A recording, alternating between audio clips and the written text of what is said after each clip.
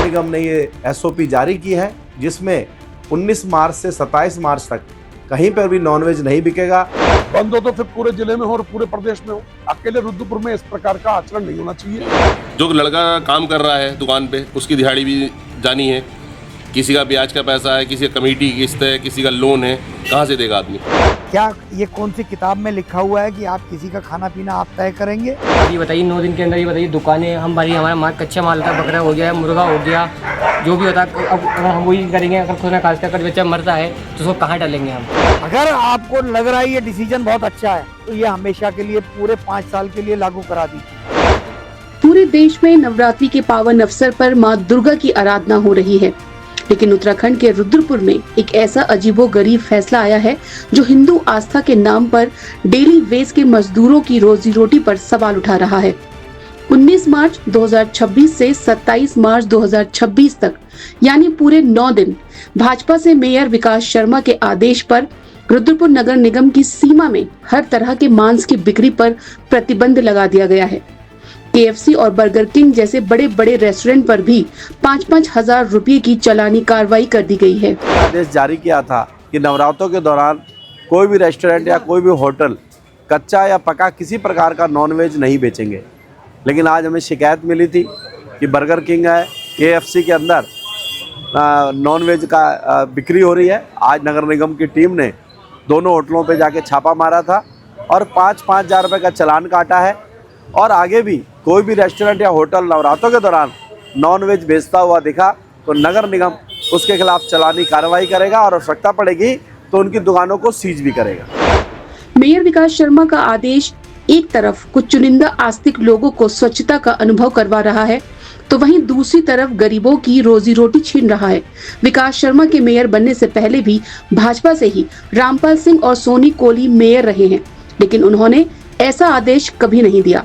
खुद उत्तराखंड के मुख्यमंत्री पुष्कर सिंह धामी ने भी राज्य में ऐसा कोई निर्देश जारी नहीं किया है जिससे नवरात्रि के दौरान समूचे राज्य में छोटे स्तर के मीट कारोबारियों को नुकसान का सामना करना पड़े। रुद्रपुर उत्तराखंड का पहला इकलौता नगर निगम है जहां मेयर विकास शर्मा ने मजदूरों दुकानदारों की चिंता किए बिना ही ये फैसला लिया है। ये उत्तराखंड का पहला ही शहर है जहाँ पर इस तरह का अंकुश लगाया गया है, जबकि पूरे देश में आप देखिए आज बीफ निर्यात में हमारा देश पहले या दूसरे नंबर पे आ गया है।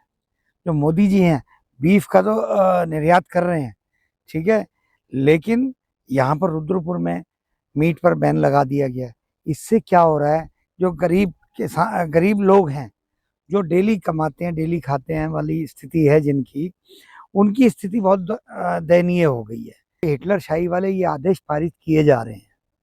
ये आदेश, ये डेवलपमेंट, ये विकास के लिए बहुत अच्छे नहीं है। हमारे मेयर साहब रुद्रपुर शहर के प्रथम नागरिक कहे जाते हैं, पर उनकी मानसिकता वो सबसे छोटे निचले दर्जे की मानसिकता है।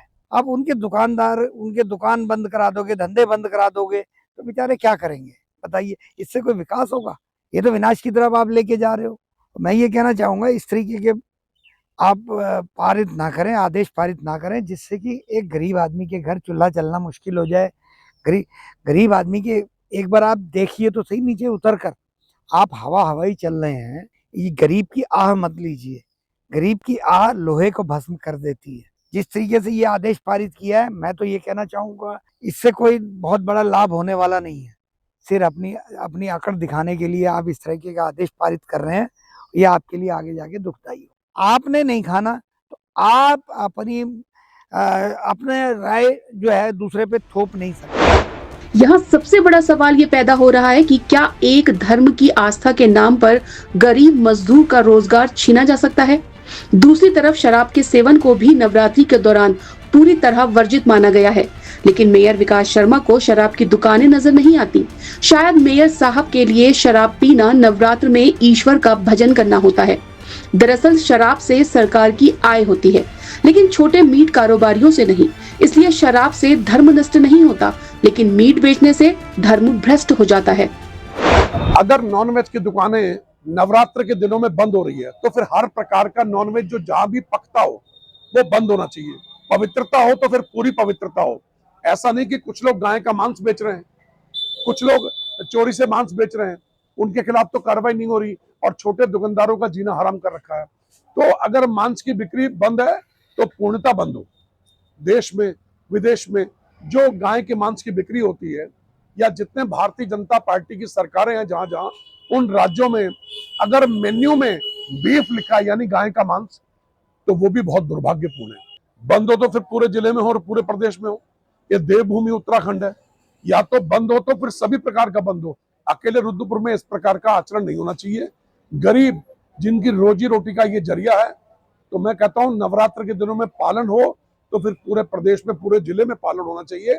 आदरणीय मुख्यमंत्री जी हैं, उनको मेयर साहब को बातचीत करनी चाहिए और पूरे प्रदेश में प्रतिबंधित करना चाहिए।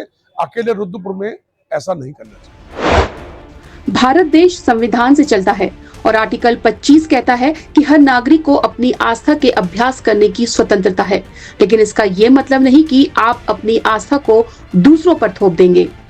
आर्टिकल 19(1)(g) व्यापार करने का अधिकार देता है और आर्टिकल 14 समानता का अधिकार। इसी तरह से आर्टिकल 21 जीवन और व्यक्तिगत स्वतंत्रता का अधिकार देता है। भारत एक धर्मनिरपेक्ष गणराज्य है और आस्था व्यक्तिगत विषय है।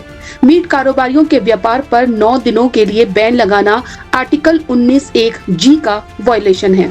मुख्यमंत्री धामी के करीबी माने जाने वाले भाजपा नेता विकास शर्मा जब से रुद्रपुर नगर निगम के मेयर बने हैं, तब से हिंदू सम्राट बनने के फेर में विवादित फैसले लेने लगे हैं, जिसका नुकसान अन्य समुदाय को हो या ना हो, लेकिन गरीबों को जरूर हो रहा है, जिसकी आलोचना भी विकास शर्मा को झेलनी पड़ रही है।